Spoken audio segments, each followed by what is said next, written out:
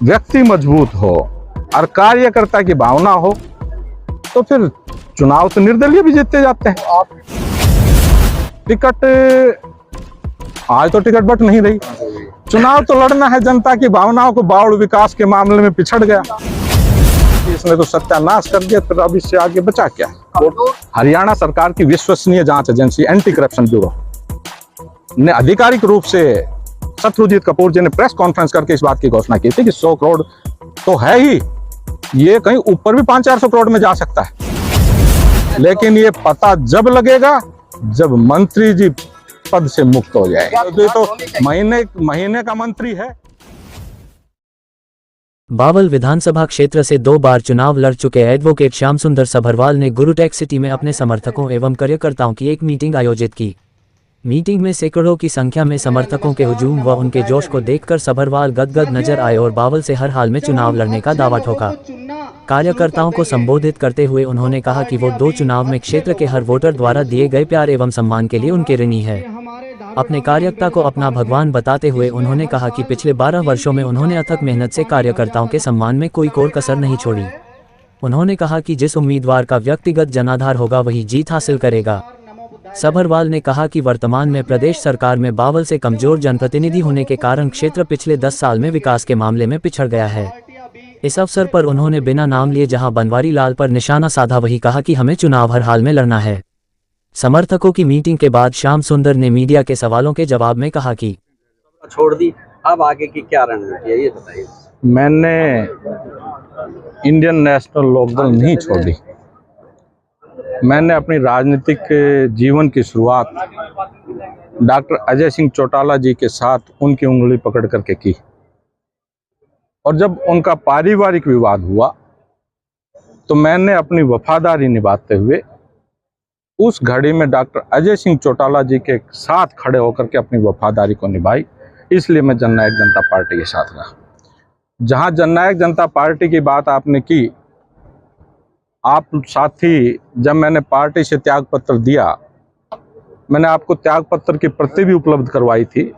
उसमें स्पष्ट किया था कि मैं पारिवारिक और व्यक्तिगत कारणों की वजह से, कि मुझे कोई ऐसे काम थे जिसकी वजह से लोकसभा चुनाव भी सर पे था, और लोकसभा चुनाव सर पे होने के बावजूद अगर मैं पार्टी के संगठन को समय नहीं दे पाता हूं तो ये मेरे लिए उचित नहीं होगा। मेरी आत्मा इस चीज़ को स्वीकार नहीं करती। तो मैंने बैठ करके दुष्यंत जी से इस बात के बारे में चर्चा की कि मुझे इस जिम्मेवारी से आप फ्री कर दो ताकि मैं मेरी जिम्मेवारी को कोई और व्यक्ति निर्वहन कर सके। तो मैंने लिखित में उनकी सहमति से बैठ करके रेजिग्नेशन दे करके आपको प्रति भी उपलब्ध करवाई थी। आपके पास से पहले की स्टेटमेंट मैंने यही कहा था कि पारिवारिक और व्यक्तिगत कारणों की वजह से मैं पार्टी से रिजाइन कर रहा हूँ। तारीफ की है जेजेपी की, जेजेपी से काफी काम कराए हैं, लोगों की समस्याओं का समाधान कराया है, तो ये माना जाए घर वापसी का कोई प्लान है आपका?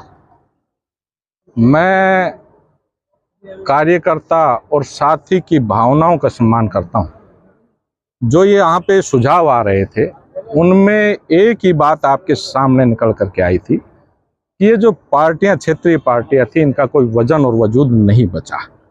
इसलिए निश्चित जब मैंने पार्टी छोड़ी थी उस समय बड़ा मजबूत संगठन उन्होंने तैयार करके, और पार्टी से त्याग पत्र मैंने तब दिया था जब जजपा भाजपा के साथ सरकार में थी, और सरकार रहते हुए सबसे पहला त्याग पत्र श्याम सुंदर सभरवाल ने पूरे हरियाणा में दिया था।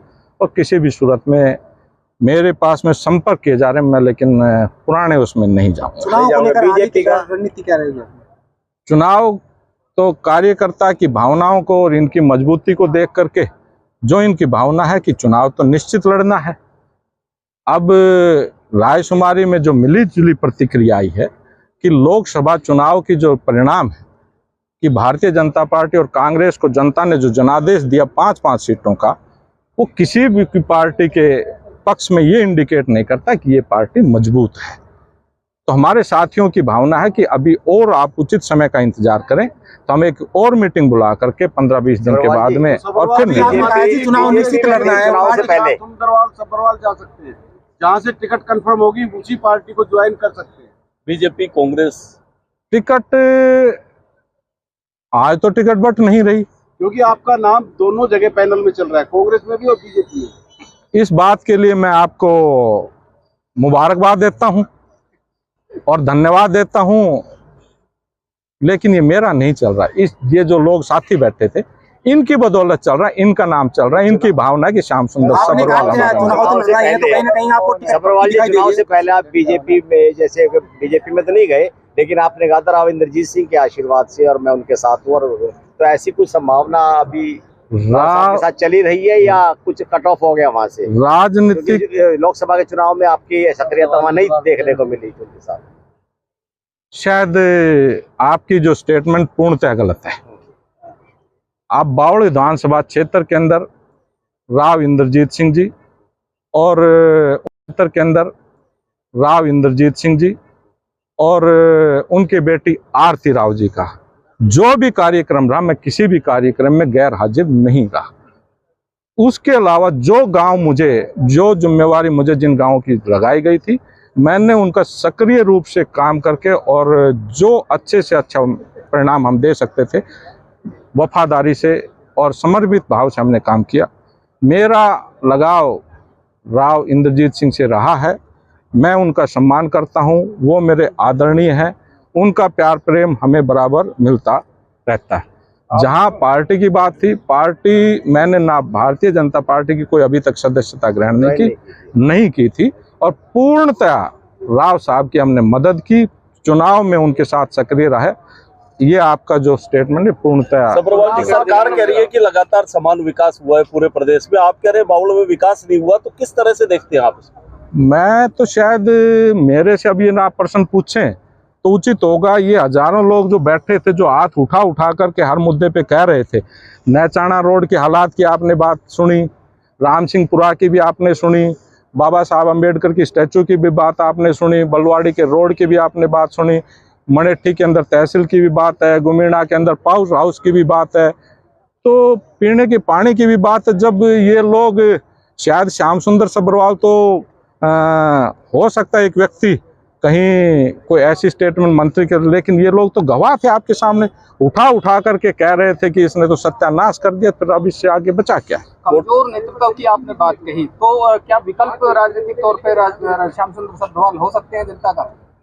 निश्चित रूप से श्याम सुंदर सबरवाल राजनीतिक व्यक्ति और विकल्प के लिए तैयार है। एक जिस घोटाले का भी आपने जिक्र किया, मुख्यमंत्री रहते मनोहर लाल ने विधानसभा में 8.8 करोड़ का घोटाला बताया था, उसको आपने अभी फिर से 100 करोड़ का दोबारा से जिक्र किया है। मैंने नहीं कहा, हरियाणा सरकार की विश्वसनीय जांच एजेंसी एंटी करप्शन ब्यूरो ने आधिकारिक रूप से शत्रुजीत कपूर जी ने प्रेस कॉन्फ्रेंस करके इस बात की घोषणा की थी कि 100 करोड़ तो है ही, ये कहीं ऊपर भी 500-400 करोड़ में जा सकता है, 500-400 करोड़ में भी जा सकता है। श्याम सुंदर सबरवाल ने नहीं कहा, या तो वो एजेंसी जिसने जांच की, या फिर आज उसमें कितने लोग अंदर हैं। और फिर आप भी ये मान करके चलो कि एक व्यक्ति अनुकशिश जिसको 5-5 जगह का चार्ज दे दिया गया, कहीं पंचकुला का चार्ज है, कहीं कैथल का चार्ज है, कहीं रेवाड़ी का चार्ज है, और वहां का चार्ज दिया गया जहां आईसीडीपी स्कीम थी, वहां सभी जगह का चार्ज एक ही व्यक्ति को, और कोई सक्षम अधिकारी क्या विभाग में था नहीं। ये तो घोटाला तो बहुत बड़ा है, लेकिन ये पता जब लगेगा जब मंत्री जी पद से मुक्त हो जाए। क्या घोटाले को सरकार की तरफ से मैनेज कर दिया गया? आप क्या सोचते हैं इस बारे में? ये तो सामने आ जाएगा, जांच के बाद ज्यादा दिन नहीं रुकता। सरकार को जांच करानी ऐसा है कि नाई के पास बाल कटवाने जाओ, बोले नाई जजमान मेरे कितने बड़े, बोले तो जजमान तेरे सामने आ जाएंगे। तो महीने का मंत्री है, महीने का जांच तो होगी। अगर सबरवाल कांग्रेस ज्वाइन करते हैं तो क्या राव साहब मदद करेंगे चुनाव? ऐसा कि मैंने राव साहब की चुनाव में मदद की, वो बड़े कद के सुलझे हुए व्यक्तित्व हैं, ये फैसला उनका होगा कि वो क्या करते हैं क्या नहीं करते। हमने तहे दिल से मदद की। तो सबरवाल जी, आप दोनों के टच में हो, जहाँ से टिकट कंफर्म होगी सबरवाल जी उधर ही चले जाए।